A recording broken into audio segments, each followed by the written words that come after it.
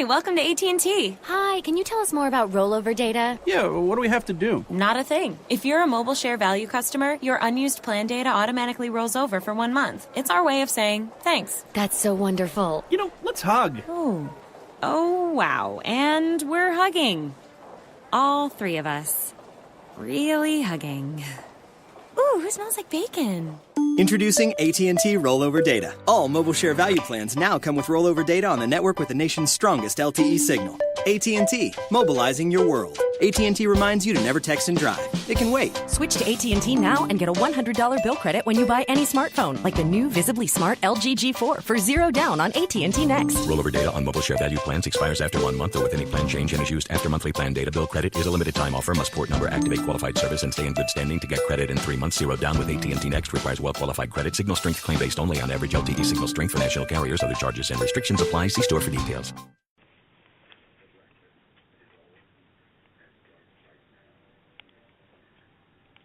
Blog Talk Radio.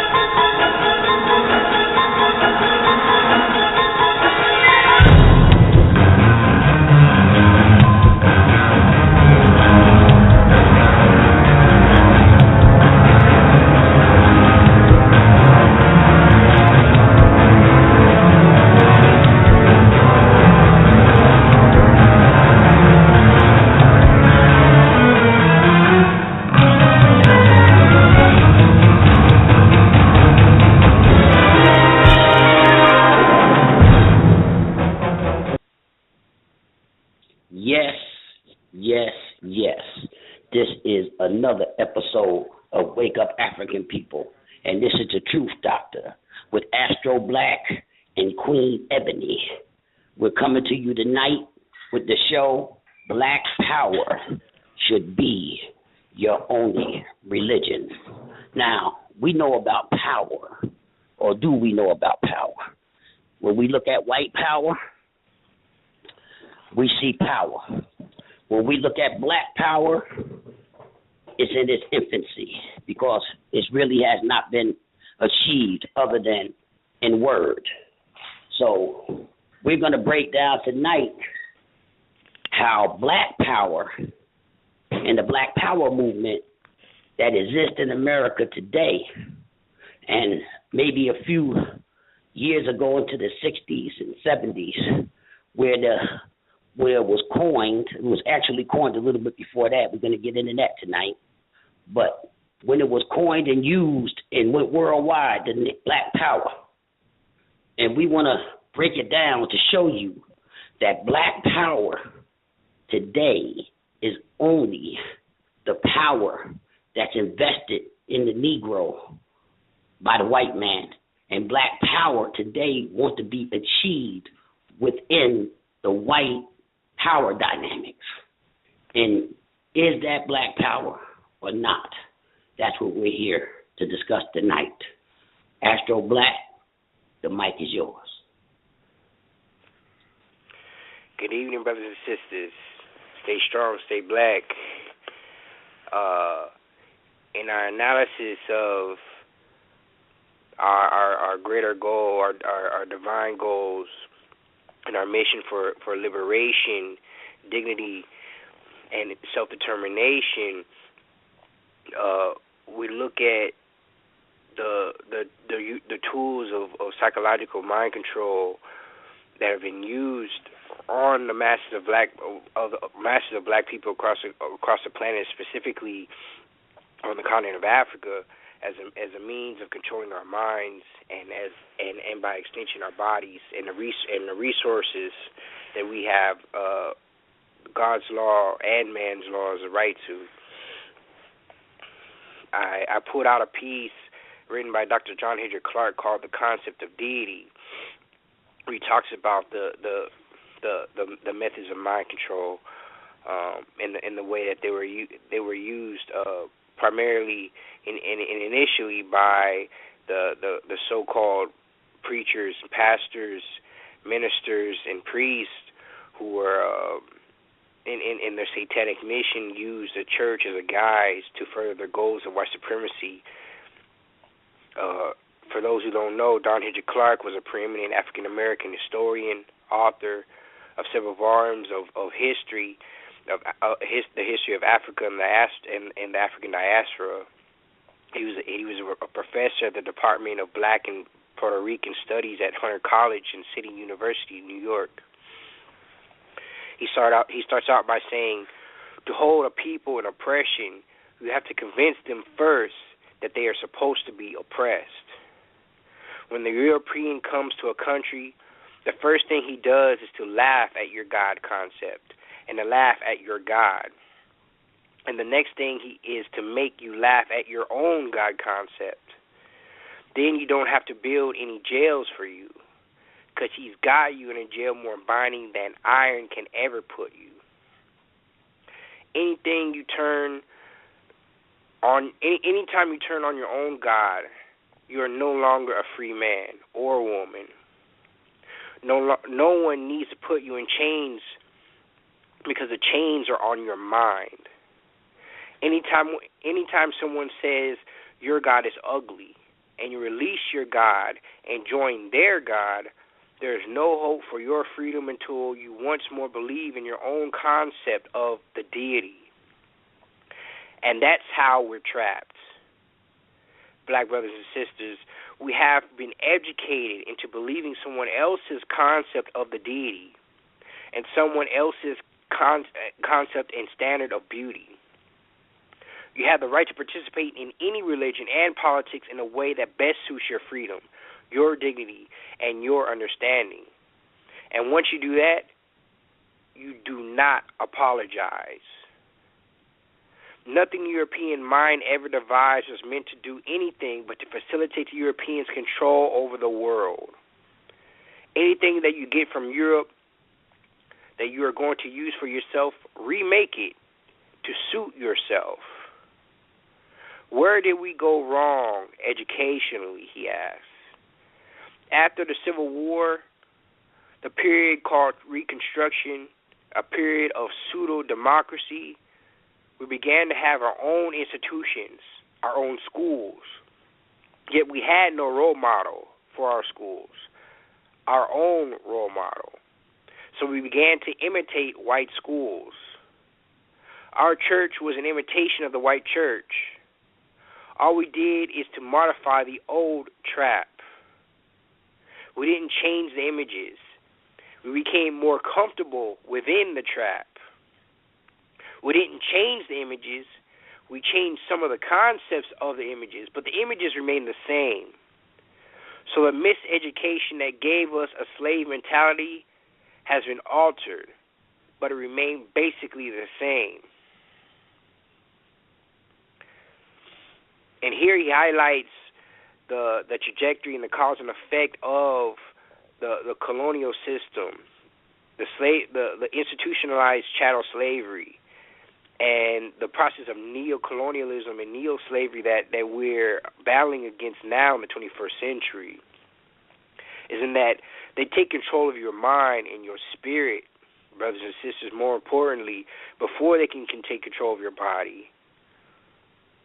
They make you believe that Jesus is white, angels are white, and that the devil is black.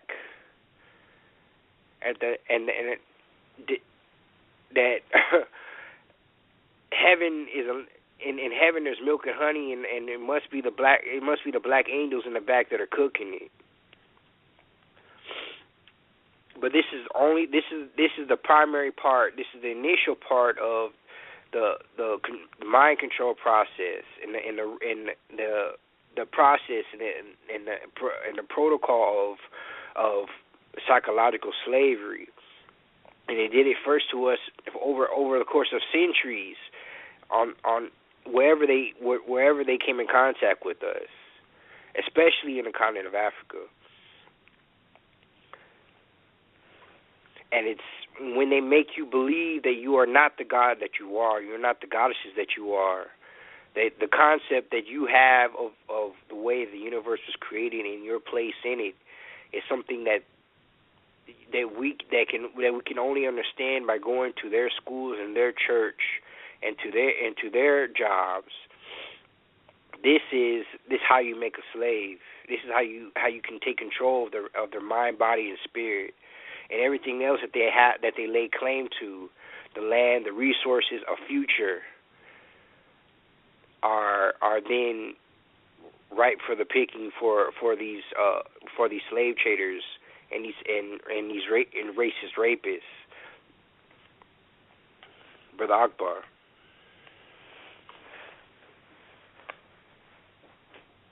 Yes. Well, white supremacy has, they function almost like a chess game. That's why they love to play chess so much. When they start to take you over, the first people they send in is the missionaries. And the missionaries, like you say, come to destroy your spiritual system, which controls you and the masses. It brings the masses together under one banner, just like almost like a flag. America is a religion. White supremacy is a religion. That's why we say tonight that black power should be your only religion. White religion equals white power. We see that today because we have all these black people running around bowing down to white deities. And if they're not bowing down to white deities, they're listening to the literature that white people wrote for them to follow into religion. Now, I don't want to get this mixed up. The beginning of a lot of these religions and stuff, was given to them by us, but it wasn't in no written word for the masses. The only people that could read and understand it was the priest, because the priest had a secret order. So people didn't start reading about religion until around the 14th century when the first Bible was printed, the Gutenberg. So this is the material to spread white supremacy. So when it went into Europe, it became totally white. When it was in the East, it was a mixed religion. All the popes, a lot of people don't know this, they call them papa instead of popes, were black, because the blacks were forced at first to give the whites, to put them on the Godhead. So religion puts you in the position to control, because once you have the minds of the people and the people believe that the image of you is God, the image that you put up there that look like you is God, and then you become God through proxy. They're really worshiping you through the religion. Now, all the people that have power on earth, you got white power. White religion means white power. You got Arab power. Arab religion means Arab power. You got Jew power. Well, they white too, but it's a different religion, and the Arabs are too. Most of them, some of them are mixed. And Jew power, Jewish religion equals Jew power. Chinese religion equals Chinese power. Indian religion equals Indian power. Now, why did I not mention blacks on this paper? Because it's very few black people left in the world that's practicing any religion that's, used to uplift and unite their people. They're using the religion of the oppressors. I mean, every religion you could think of other than African religions. Now, I'm not saying there's no people that don't go into it, because there's African religions around, but it's a small number. Cuba has some. Some of the islands have, some African religion. Haiti has remnants of African religion mixed with European religion, and Cuba do too. They had to mix it during slavery time in order to hide the black religion within the white religion. So that's how they were able to sneak it in a little. So that's why these people were actually able to stand up and fight and resist the white man, because they had a religion that united the people together under one banner. And we don't have that. We have the religion of the oppressor that unites us under the banner of the oppressor to work with the oppressor to oppress ourselves. And that's crazy. And we want to talk about what black power means today. And we're going to have Queen Ebony to read off the first part of what black power. This is the definition and the history of the word black power and its usage in America. Queen Ebony, the mic is yours. Good evening, my brothers and sisters. I'm going to read a small excerpt about black power. Black power is a political slogan and a name for various associated ideologies aimed at achieving self-determination for people of African or black descent. It is used by African Americans in the United States. The movement was prominent in the late 1960s and early 1970s, emphasizing racial pride and the creation of black political and cultural institutions to nurture and promote black collective interests and advance black values. Now, this take I have on this is meaning that we are in a state where we're in a land that's really not our own, and we have took on the ways of our oppressor. So black power was formed basically to aware our people of our racial pride and our culture and our history. It was to promote black businesses, promote black nurturing, was for schools, for hospitals, banks, all types of ways that we can just uplift and employ our own people, because we have different skills, different talents that we all had but didn't know where to harness them. So now, right now, we're using our skills to build the white man's, basically his dynasty, when we should be using it to build our own and create our own. We needed this black power to teach our children, what real love is between families, between men and women. The intimacy in our relationships have been lost. Now it's just all about sex, when it could be intimate, and they lost that. So now the kids are seeing all types of, homophilic actions and all these different, perversions in the household, where that structure and that base has been lost. So we need to bring that back and to unify our people. That way we can reteach, what's right and what's wrong.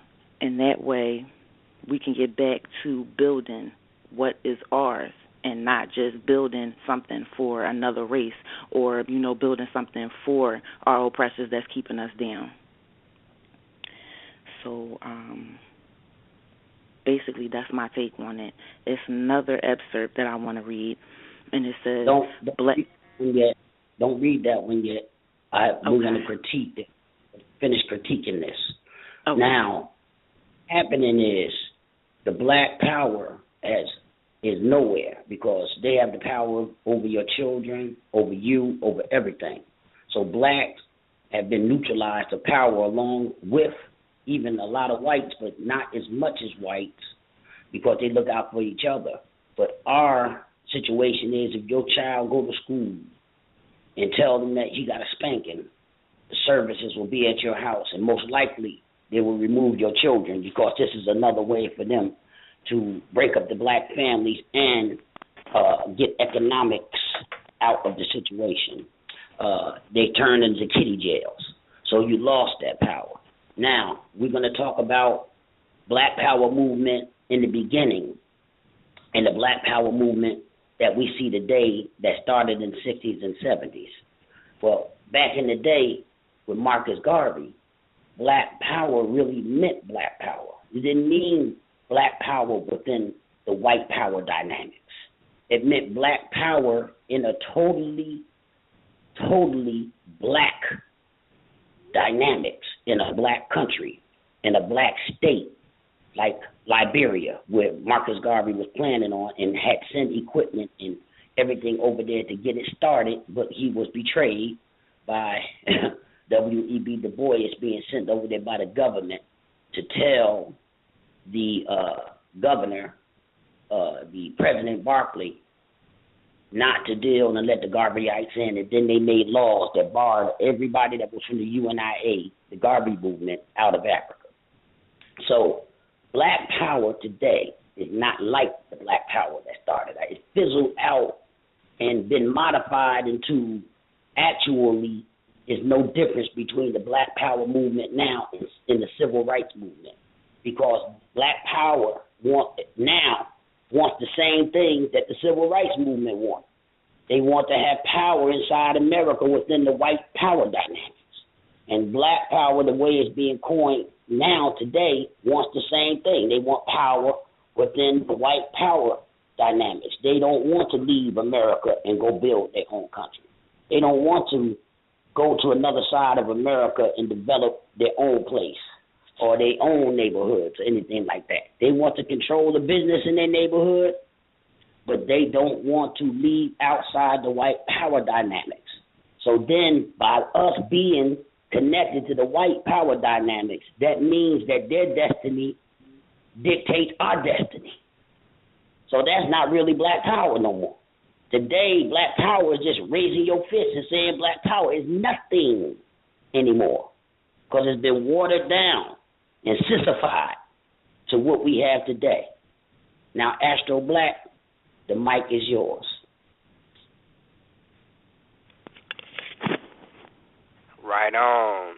Thank you, brothers and sisters, and thank you, Queen Ebony, for providing context for this discussion on the issue of black power and how we need in order for black power and for black nationalism and black self-determination is about realizing that the core of the community, the core of a family starts with the man and the woman in us as a nation, realizing our full potential, our full power, and the fact that all religions, all organized religions, without exception, came from Africa, and the colonialists, the racist rapists, and the slave traders all knew this beforehand, and a part of giving you a white Jesus, a white concept of a God, of a deity, and the good ship Jesus, slave ship Jesus, was all part of removing the core emphasis and the core and the divine power of the black community and the black cultural ethics that all organized religions came out of. King Leopold, for instance, in his colonization of the Congo,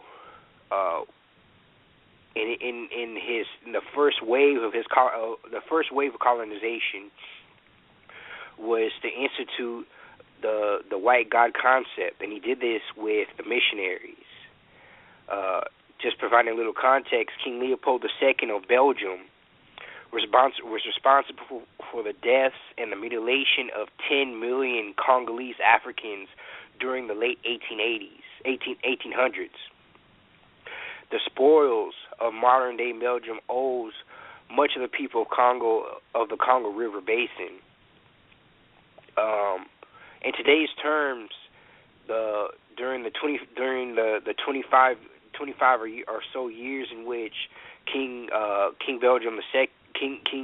Leopold II of Belgium used the Central African nation of Congo as his own personal private colony, are saying that they raped something close to $1 to $2 billion in current value from the land and from the people.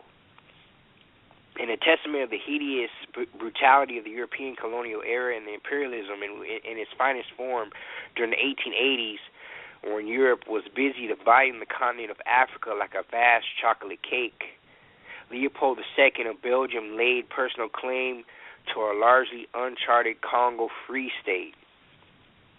This was 905,000 square miles, 75, which is 76 times larger than Belgium itself, of African rainforest, and it held a vast fortune of rubber plantations, a commodity that was in high demand in the late 19th century during the Industrial Revolution.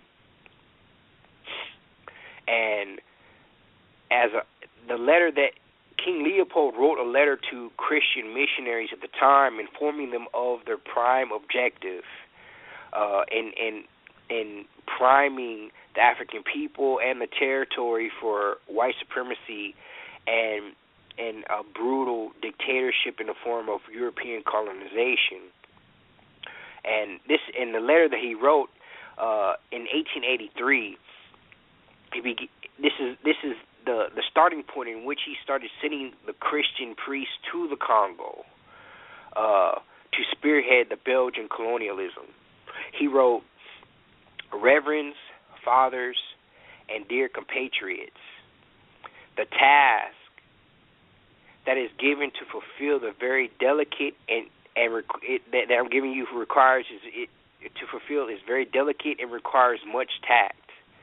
You will go certainly to evangelize, but your evangelization must inspire above all Belgium interests. Your principal objective in our mission in the Congo is never to teach the niggers to know God. This they already know. They speak and submit to Mungu and Zambi and Zankomba and what else I do not know. They know that to kill, to sleep with someone else's wife, to lie, and to insult is bad. Have courage and admit it. You're not going to teach them what they already know. Your essential role is to facilitate the task of administrators and industrialists, which means you go to interpret the gospel in a way that it will be best to protect your interest in that part of the world. For these things, you have to keep watch on disinteresting our savages from the richness that is plenty in the underground. To avoid that, they get interested in it and make you murderous in competition of the dream that one day they will overthrow you. Your knowledge of the gospel will allow you to find texts ordering and encouraging your followers to love poverty, like happier are the poor because they will inherit heaven. And it is very difficult for the rich to enter the kingdom of God. You have to detach them. You have to detach from them and make them disrespect everything which gives courage to affront us.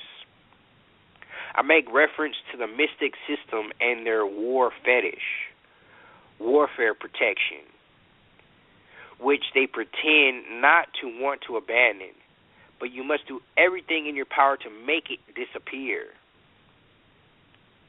Your action will be directed essentially to the younger ones, for they won't revolt when the recommendation of the priest is contrary to their parents' teaching. The children have to learn to obey the missionary's recommendations, who is the father of their soul. You must singularly insist on their total submission and obedience. Avoid developing the spirit in the schools. Teach students to read, not to listen or reason. Their dear patriots are some of the principles that you must apply. You will find many other books which will be given to you at the end of this conference. Evangelize the niggers so that they will stay forever in the submission of the white colonialists, so they never revolt against the restraints that they are undergoing. Recite every day. Happy are those who are weeping because the kingdom of God is for them.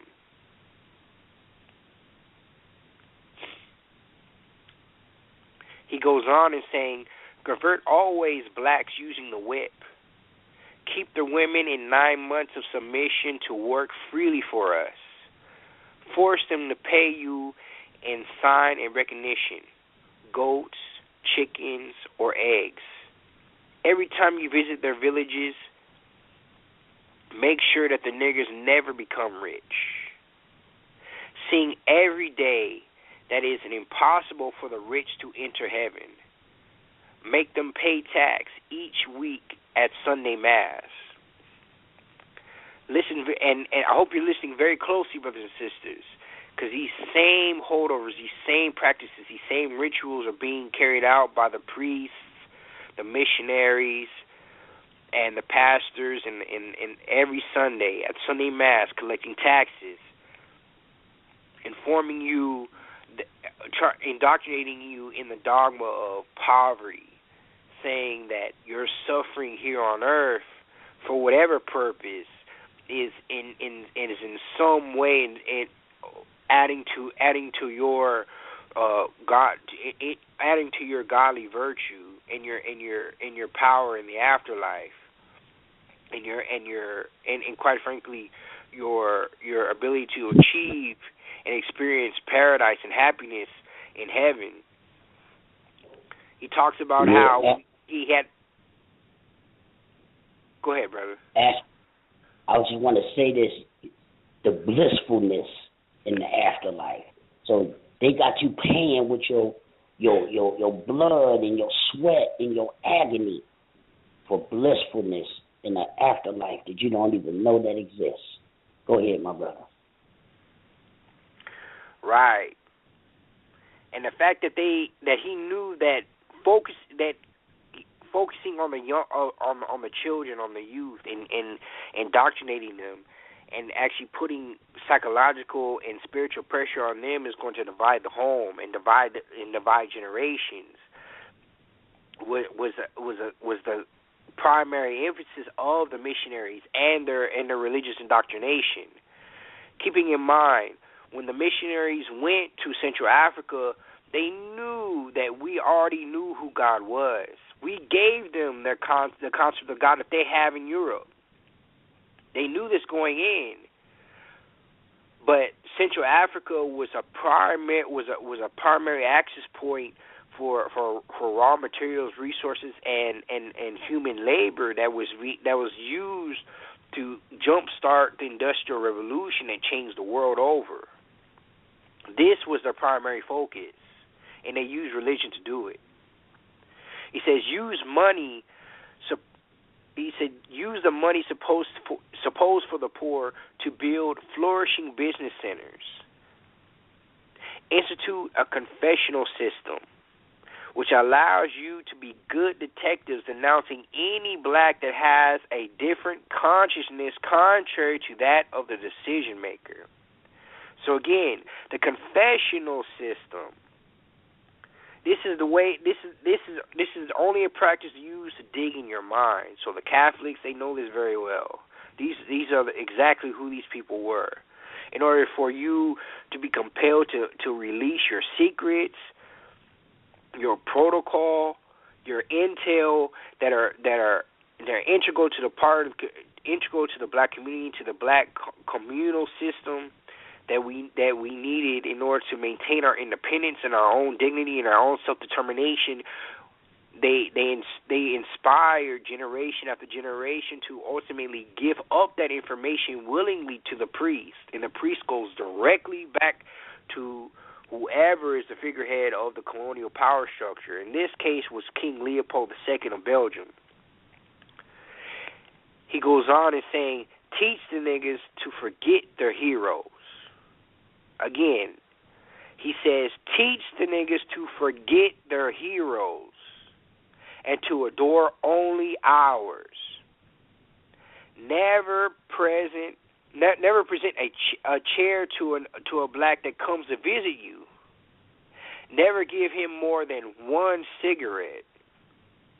This goes down to basic daily practice, interpersonal experiences.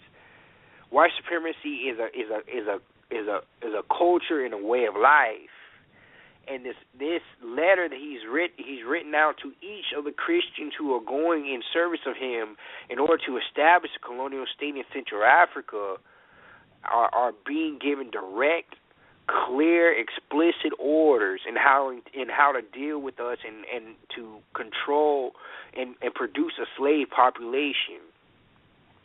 He says, never invite him over for dinner, even if he gives you a chicken every time you arrive at his house. And ask yourself, those of you who claim to have white friends, how many of them ask you over to their house for dinner? But they're quick to come over yours, right? I mean, this is a basic practice that's being carried down and passed down generation to generation for hundreds and hundreds of years. This letter was written in 1883.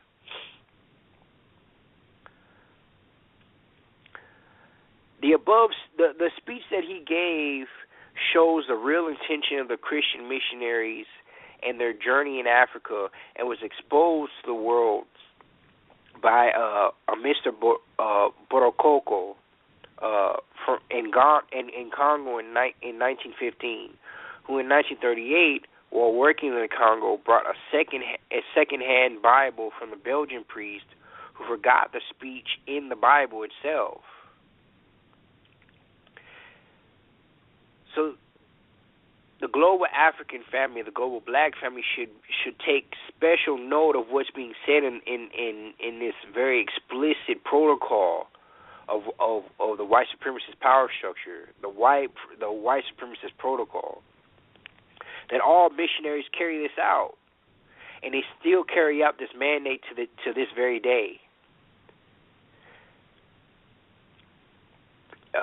In the way that King Leopold articulated the aim of all Christian imperialist missionaries to Africa.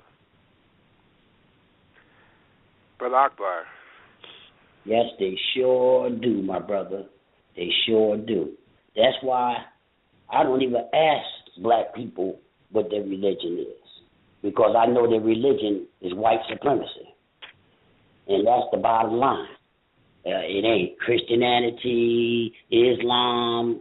Every Western religion is white supremacy, because most of all the religions are ran by white people. At all the top of the Western religions, there's white people on the Godhead or close to the Godhead that's running everything. They may have a couple of Negroes in there just to make you, as a token, to make you believe that you have some stake in their religion. That's why they was trying to run that black pope crap on you. Because if they put a black pope, probably half of the Catholics probably would get out. And I'm not talking about the white ones. I'm talking about the black ones. Or the Spanish ones or whatever. They probably won't even accept a black pope.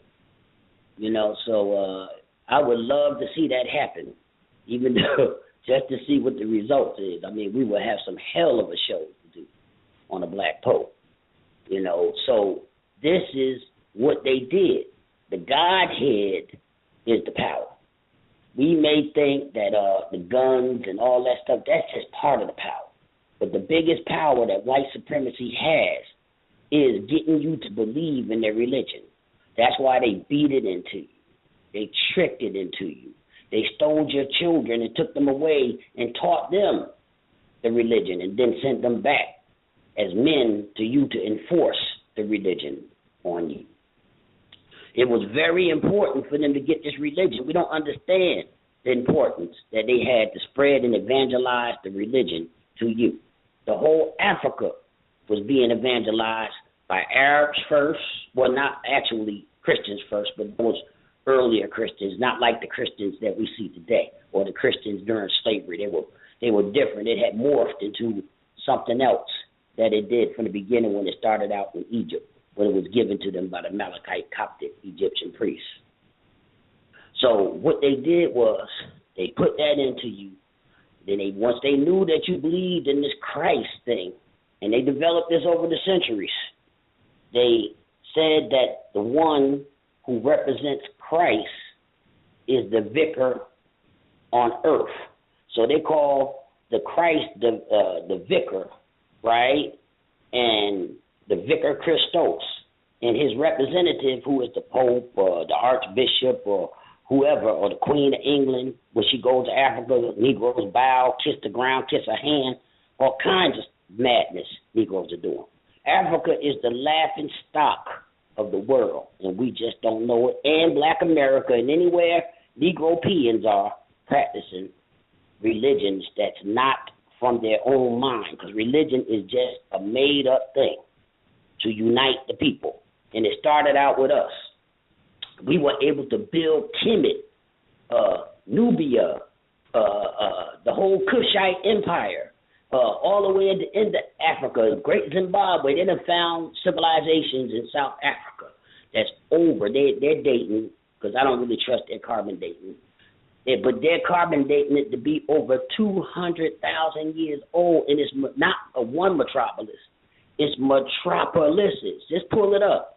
Ancient metropolis in South Africa. You can Google it. So they seen how we used our mythos, which really wasn't like theirs, because we didn't use it to manipulate. We didn't go outside of Africa forcing it on people and everything. People actually came into Africa to learn the religion, and we didn't take and gave them a black god and all that stuff. But they chose to make their god black or their deity black. It was on their own.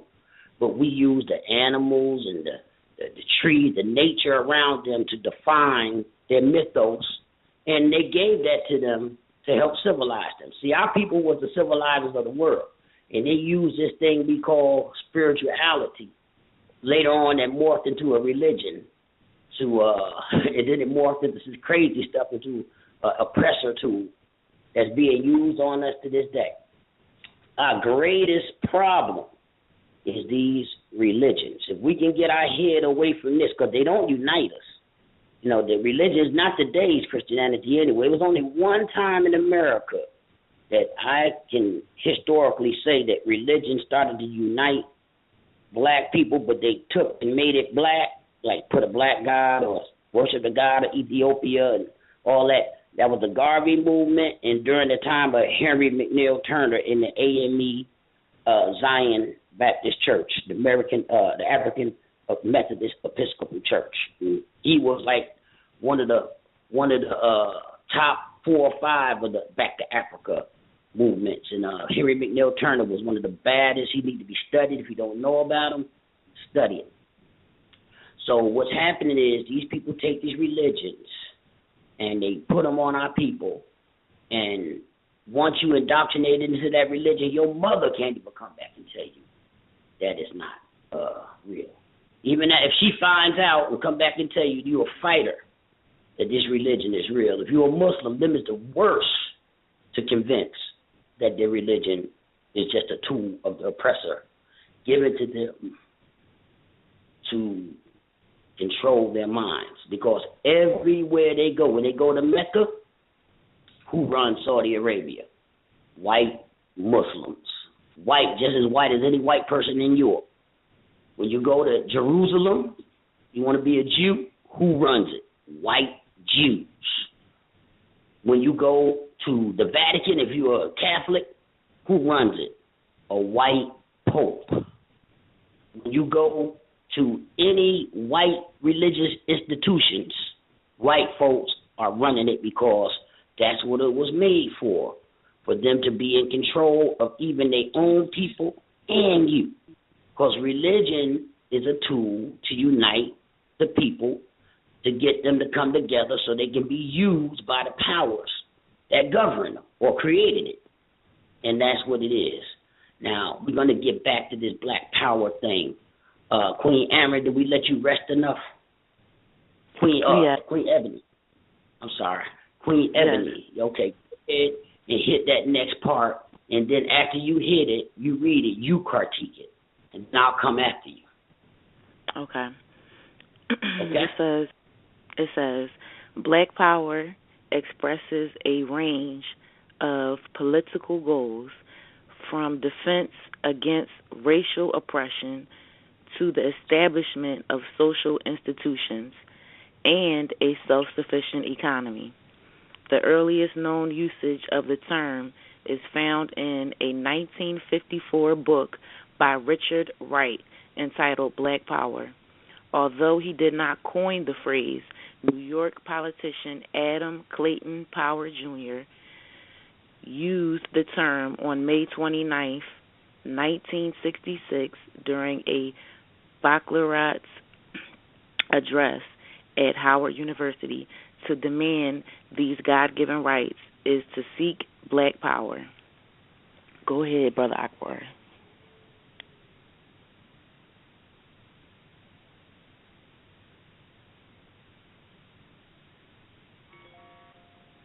Brother Akbar. Go ahead and critique that, what it means to you.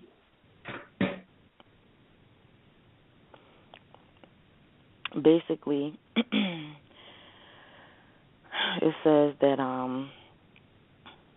they want to demand the God-given rights to seek black power, meaning that they want the right of establishment of social institutions and their own self-sufficient economy. And basically, even though he didn't, make the phrase black power, it was basically a slogan for young groups to come together to empower one another. So basically that was the last part of the essay. And it also says they want to defend it as well.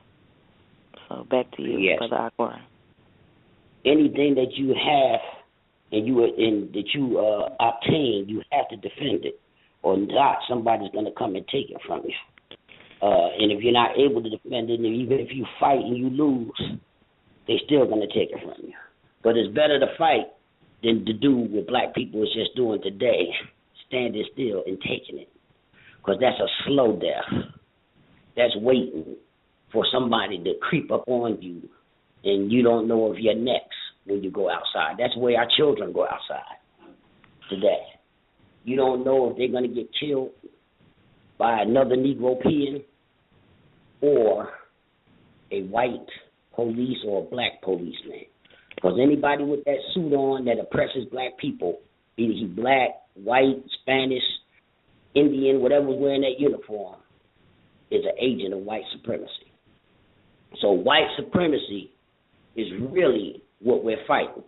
Now, not every white person in America benefits from white supremacy. Let's put it that way.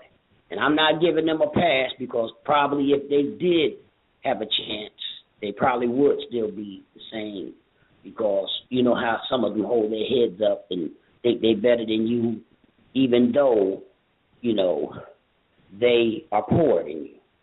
But they give them the hope that just being white makes you better, because white is seen as all power. And the worshipers of white supremacy are black people, the biggest worshipers. In our community, you have so many churches, so you have mosques, but you don't have as many mosques as churches, because Islam's not that big in America, because white supremacy fights amongst itself, because they're all just rackets, and they're fighting for a position. They find one, they got some, they fight themselves. So a lot of people say they fighting over there, and the Arabs and killing the Arabs, and the Jews and Arabs are killing and bombing each other and everything. I don't care, because that's just karma taking place.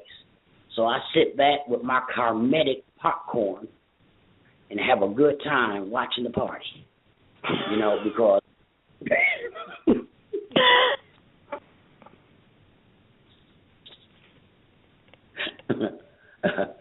hey, it is what it is. We always want to be we are the world Negroes, loving everything and everybody but our own selves. And this is sick. And this is why we bring this information to you. Hopefully you will listen, and something in your head may jar, or you may have a little blood vessel that, blocking your mind, go away. When we give you this medicine we call the truth. That's why I call myself the truth doctor. And Astro Black calls himself Astro Black because he's going to take you to the stratosphere with truth. And Queen Ebony, because she's blacker than black. She is the embodiment of black power. So we come in here to give you this truth, to wake you up on Wake Up African People. Astro Black, the mic is yours. Take us to the promised land. Word. And the truth shall set you free. Black nationalism is not only a philosophy, but it's a practice and a way of life. Something that we over the course of the 20th and 21st century, following the fall of colonialism, or the first wave of colonialism in on Africa and the Western Hemisphere, we've seen a new onslaught of neocolonialism in a way that the African independence movement has been betrayed, co-opted, and sabotaged. And the Congo, for instance, as we were talking about King Leopold II, in the way that they used the Catholic missionaries and the Christian evangelists in order to control the minds and by extension the bodies and the resources of our people in Central Africa. They've even post independence in 1960, they've continued to drain and pillage resources from the continent with the help of the United States. On the issue of black power, Patrice Lumumba, who was the preeminent and first democratically elected president, black president, post-colonial president of the Congo in 1960, he said, "History will one day have its say. There will not be the history of Brussels, Paris, or Washington, or the United Nations. But it will teach in the country. But they will teach it in the countries emancipated from colonialism and its puppets. A history of glory and dignity." The assassination of Patrice Lumumba, again, who was the first legally elected prime minister of the Democratic Republic of Congo, was assassinated back in 1961 on January 17th. This was a heinous crime, but some authors in the 20th century have said this is the most important assassination of the 20th century. And when you take into consideration that the atrocities that King Leopold used in order to maintain control over Central Africa as a regular colony, and used to pillage the land, the resources, and the human capital and human labor in order to fund capitalism, in order to fund the Industrial Revolution, and also to drive the arms wars that took the arms races that took place in World War I and World War II. You see how valuable our people and our territories are. He says when the Tashi went in for 126 years, the U.S. and Belgium played key roles in shaping Congo's destiny. In April 1884, 7 months before the Belgian Congress, the U.S. became the first country in the world to recognize the claims of King Leopold II of the Belgians to the territories of the Congo Basin. When the atrocities related to the brutal colonial and economic exploitation of Leopold's Congo Free State resulted in millions of fatalities. The U.S. joined other powers to force Belgium to take over the country as a regular colony. and as it was during the colonial period, that the U.S. acquired a strategic stake in the enormous natural wealth of the Congo, following its use of the uranium from the Congolese mines to manufacture the first atomic weapons, the ones used on Hiroshima and Nagasaki. And with the Cold War outbreak, it was inevitable that the U.S. and its Western allies would not be prepared to let Africans have an effective control over strategic raw minerals, lest these fall in the hands of the enemies of the Soviet of a Soviet camp. It is in these regards that Patrice Lumumba's determination to achieve genuine independence and to have full control over Congo's resources in order to utilize them to improve the living conditions of our people was perceived as a threat to Western interests. To fight him, the United States of America and the Belgians used all the tools and resources at their disposal, including the United Nations Secretariat, Ralph Bunche, and to buy the support of Lumumba's Congolese rivals and hired killers.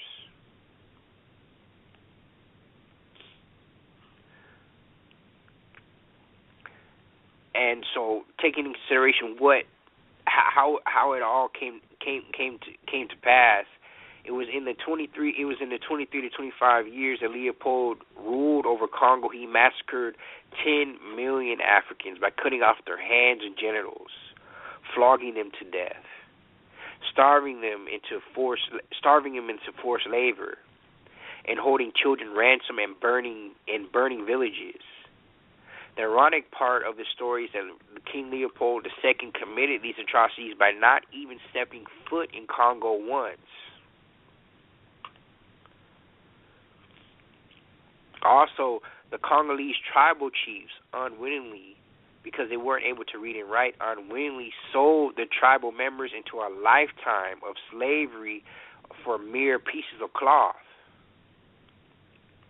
So the Congolese chiefs began trading with the Belgian slave traders and the rapists, and made them sign an ethos and a treaty, basically handing over all sovereignty of their people, the sovereignty of all people and the governing lands to all their territories over to the Belgian government. And the brutal dictatorship of King Leopold II and the Belgians continued on, as they reaped the benefits of the vast mineral resources and the rubber plantations in the Congo.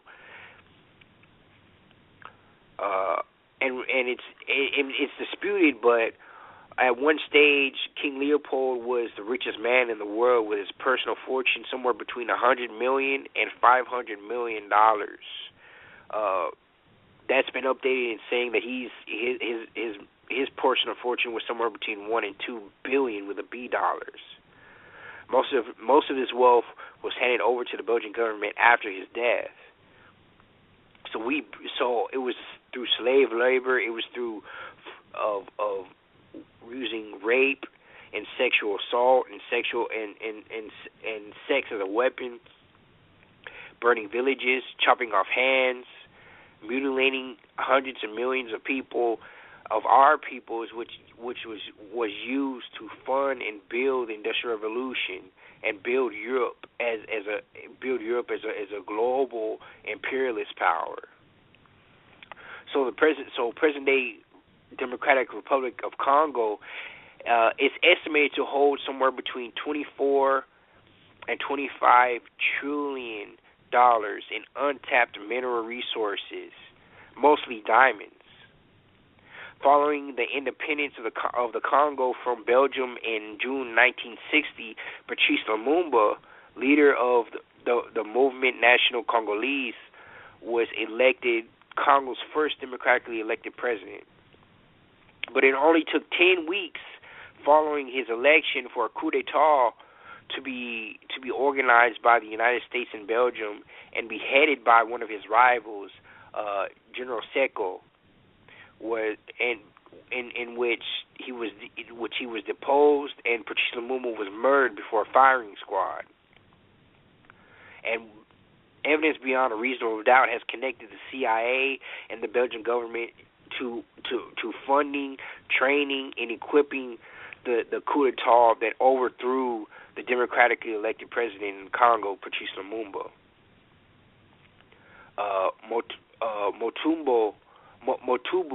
Mobutu, who took control after Patrice Lumumba was ousted and murdered, institutionalized corruption in the country, apparently looted up to $4 billion worth before he was subsequently ousted by a rebel leader named Kabila. And Kabila in 2001 was assassinated. And after a brief return to civil war, his son Joseph Kabila became democratically elected president of Congo in 2006. And if you're following the news headlines now, Congo is still heavily detested and heavily entrenched in civil war over the resources and really state control over the region, where you have new neocolonial interests from Europe and from the United States of America going in and twisting and controlling and corrupting and causing havoc and instability in the region. And this is all done initially under the pretext of using missionaries to evangelize the population of people who already knew who God was and already had a concept of God. And in fact, the very concept of God that they had taken from African folklore and reshaped into their own into their own concept of what a white Jesus and a white God is, in order for them to control and manipulate and destroy black independence, black sovereignty, black dignity, and black power on the continent. Yeah, but Astro, we got to stop saying they took the religion, because it was given to them, but it morphed it into something different because it was given to them to civilize. I mean, they were begging the Malachite Coptic Egyptian priests to give the barbarian whites. You got to read about the Byzantine Empire. Everybody out there that's listening tonight, read the history of the Byzantine Empire, the early Roman Empire, all the way to the Greek with the Ptolemies and Alexander, and you will see where they created all this madness. Even all the religions of the world, even in China, India, all that. We think these things are ancient, but they're not. These things are not even over 3,000 to 2,000, every 2,000 plus years old. Because the Malachite Coptic Egyptian priests spread out and went out around the world. And they later on became the disciples of some of these people's religions and stuff. And you will see them, they turned them into different people. I spoke to Dr. Walter Williams the other day for about 2 hours. It was like going to college in 2 hours. And he was telling me how they went into China and wrote their language for them, the writing and everything in China. He said it was a phonetic language given to them. He called the name out. I'm still reading and researching, so I can't remember right now. But let me tell you, Dr. Walter Williams is the most powerful scholar that we have out here today. We're going to have him back on the show. We have a lot of callers tonight. I just peeked into the dashboard. I ain't even realized. But we're going to have a part 2 on this, and we're going to go and see if some of the callers right now, because we have more time, to see if they want to add anything to this. So y'all hold on and let me go over to the dashboard.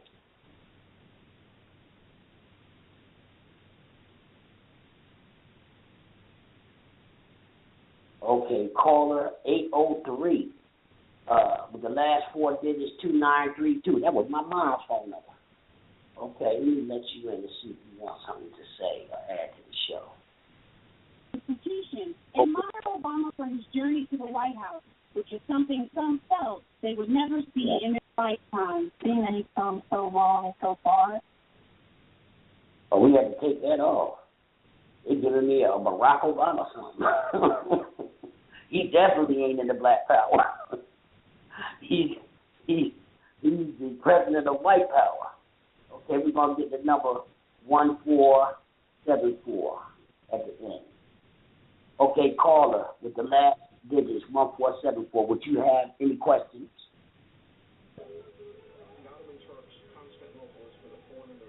No. Okay. They just probably want to listen. So let me go to this caller. Okay, caller, 9561. Would you have any questions or add anything to the show? Okay, that caller doesn't want to say anything. We got one more. We got a few more. Let's try this one. Okay, caller, 1249. Would you have something to say or add to the show? Can you hear me? Yes. Hello? Yes, we can hear you. Yes, sir. I'm just coming in on the show. I never knew about the show until tonight. Found you on Facebook. Yes. Very, very, very powerful show. The sad part is most of us that need to really be in tune with this show are watching Scandal. I just had to say that. It's sad. It almost makes you want to cry. I'm looking at my news. I'm looking at my news feed and the Scandal and this and that. This is a powerful show. It's my first night. I thank you and I salute you for doing what you're doing. Well, my sister, go in on our show and follow us. Everybody that's on the show tonight and want to hear our show, just follow us. We're not on every single day because that's too much talking. So we come on to like two or three times a week. And we don't, unless we're bringing on a special guest or something, let me tell you, our people need to drop them TVs out the window. If they live on the second or third floor, drop them out the window. If you live on the first floor, slam it out the window. Because unless you have your third eye open, you don't need to be watching no TV. Well, see, that's my whole thing. Even when I talk to a couple of my associates on Facebook, I don't do religion, I'm sorry, but the couple of ones that I did talk to, they're Christians, and to me, we're talking about tonight, is the main problem. That any religion, I don't care what it is, takes you outside of who you are. If it's a black religion and it ain't uniting us or telling us to build and get away from white supremacy, it's an enemy too. It's a cult, because a lot of us black people have learned from the white man how to trick other black people with religion. So we don't talk about much, but in this show we talk about black cults and black religions and all that. Run. Somebody say something about some sky god or sky daddy or something, run. Because the creator is in everything on this earth. Everything, even a rock.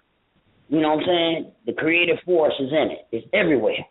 You know what I'm saying? When they say God is everywhere, they don't think of it's everywhere. They just limit it. He's not even in themselves. Even the Bible tells them that the Spirit of God is within, and they still don't understand that they are the real gods on this earth. Oh, yeah, we are gods, no doubt. Yeah. But see, and that's what I love about the show, because it takes me back to what I originally started learning when I came out of religion. I know I'm a god, and it's several. And that's what, I am really, really enjoying this show. I don't know, I can't even remember whose post I went on and found you tonight, but you all are speaking nothing but the truth, and if we don't wake up soon, our whole culture is just going to fade out. I hate to say it like that, but that's what's happening. Well, our culture is already faded out. So even inside Africa, when you see them tribes wasn't always tribes like that. Them were people that fled and had to start all over again and had to go back in harmony with nature and got stuck in that situation. Not saying that they're not the best people on earth, because anybody that's living in harmony with nature is living in the highest form of life on earth, because they're living in harmony, not destroying the earth. They're not overrunning the earth and killing up everything on the earth and destroying the atmosphere, the ocean water, the food and everything you can think of. These people right here are on a collision course to the total destruction of humanity. And if you don't get away from them, you're going to be destroyed. And we need to start thinking about getting away from these folks. But we're addicted to this lifestyle, and we're worshipers of white supremacy. And we have to wake up. Now, let me try to let another call there, my sisters. I'm glad that you came, and we appreciate you for supporting our show, Wake Up African People. Ashe. Ashe.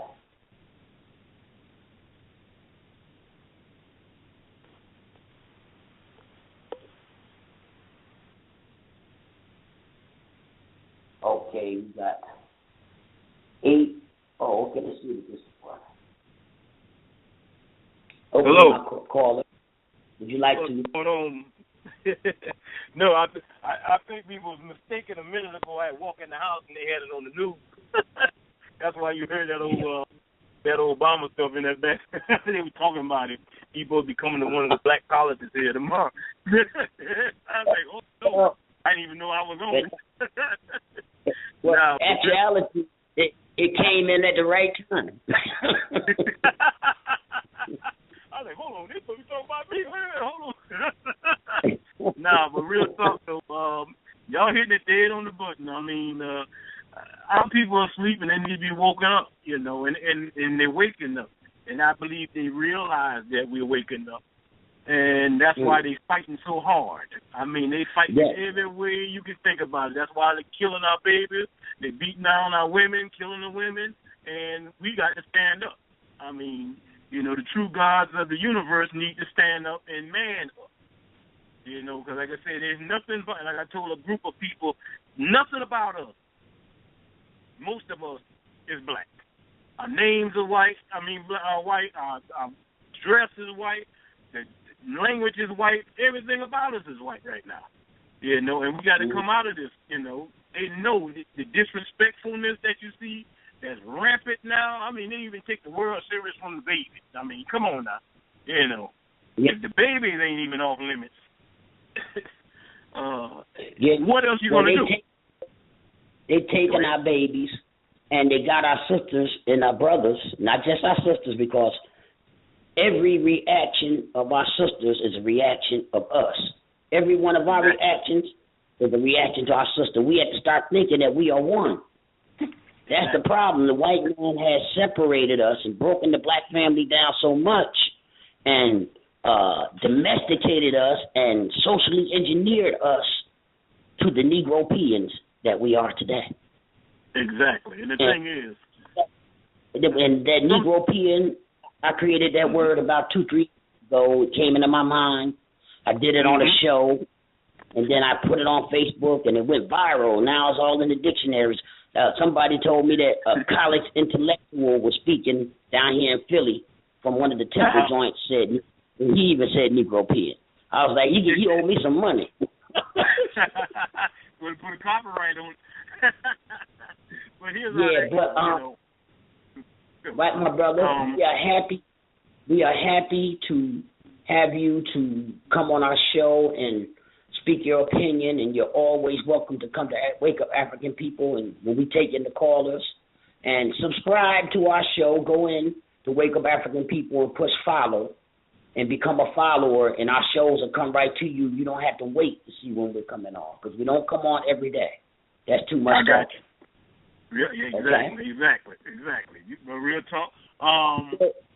Still got to do my street work. You know what I'm saying? Because I'm active in the community. If I'm on this thing talking, that's going to take from the real work outside. Well, this is work too. Don't get me wrong. Because Marcus Garvey said that the pen is mightier than the sword, but the tongue is mightier than the bow. You're right. So, you're right. You got to live and breathe this life. Mm-hmm. Thank you for coming, my brother. Peace and blessings. And may the black creative force be with you. Oh, you do the same, my brother. Thanks. Okay, let's see who else we got here. Astro, we got a few callers here. Okay. Caller, would you like to add something to the show? Or ask a question? Okay, I don't think that caller has anything to say. Okay. So let's go back to this caller. Okay. Caller, would you like to have a question or add to the show? Okay, this caller doesn't want to say anything. Okay, now we're done with the callers for now. Yes. So we're above the time that we're supposed to be in here. But I want to touch a little bit on King Leopold again, because this was one of the most vicious devils that ever lived on the face of the earth. And he's in the top 10. So King Leopold was responsible for having Africans to do his dirty work. One of the biggest slave traders that used to trade with the Arabs, and when the Arabs went out of power, they started trading with the Europeans in Europe. And his name was Tip-O-Tip. But he had a Muslim name. I can't call it tonight. But the name Tip-O-Tip, the Africans that he was enslaving and terrorizing, he was black, blacker than us, living in Zanzibar. He was Islamized, one of the ones they call Moors and all that. And the reason he got the name Tip-O-Tip was from the sound of his guns. And that's what the slaves getting shot down and shot up started calling him Tip-O-Tip, because he had guns and he terrorized his own brothers and stuff that mostly had spears or muskets or whatever. So we had a lot of African, and I don't like to romanticize African history and start thinking how our people did sell us and the European went in there and just smacked all the Africans down all the way through and took what he wanted. Gives the white man too much goddamn power, and I'm not willing to do that, because we were instrumental in this thing. We were disorganized. Our civilization had crumbled from Egypt all the way down into inner Africa. We were running from the Arab slave trade and all that stuff that exploded from the creation of religion. And who created this religion? Some Malachite Coptic Egyptian priests. And this is what Dr. Walter Williams calls the coons of ancient time, the Negropeans of ancient time. And they made this religion, and it's morphed it into all this stuff that's happening to us today, and even to the European and everybody that practices all these crap.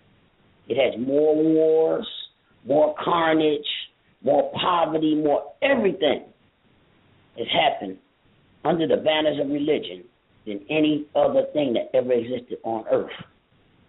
So we got to get away from this thing, because we made it, and it ain't real. It was a thing to civilize, and we lost control of our own experiment. And it morphed it into this madness that came to haunt us. That's the fact. Ain't no prophets or messengers or nothing. None of that stuff never existed. This is all made up stories so people could be civilized. That morphed. They lost control of it. Then the Byzantine Empire, they handed it over because they were being attacked and everything, so they handed it over to the West.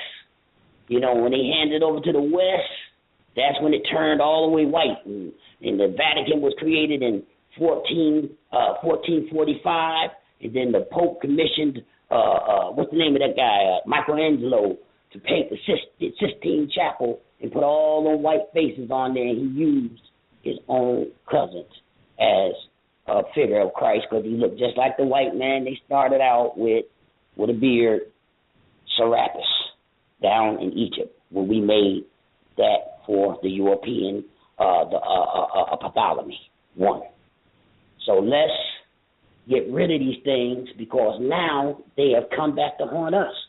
And now that we know, we can go back to venerating nature like we used to. That's why the world was so beautiful, and so Africa was so beautiful. Everywhere the white man went was so beautiful, it captivated him, because we were venerating nature. And that was where the Creator lies, within and within everything in nature. And it makes you venerate and respect everything in nature and take care of the only home that we have, this planet Earth. And we'll get ready to say good night. And I want the Queen Ebony to, if you have any last words, go ahead, and then we're going to cut this thing out tonight. No, you did a great job, and I appreciate all our callers. I appreciate Brother Astro, and also subscribe to our Blog Talk Radio website. Good night, good evening, my brothers and sisters. Yes, our website is www.wakeupafricanpeople@wix.com. And you can find the Truth Doctor, Astro Black, Queen Ebony, Queen Hatshepsut, Queen Sheshet, and all the people that always been on the show. Some of the renowned people, Dr. Walter Williams, Dr. Umar Johnson, Phil Valentine, my brother Cimarron, Brother Kamal.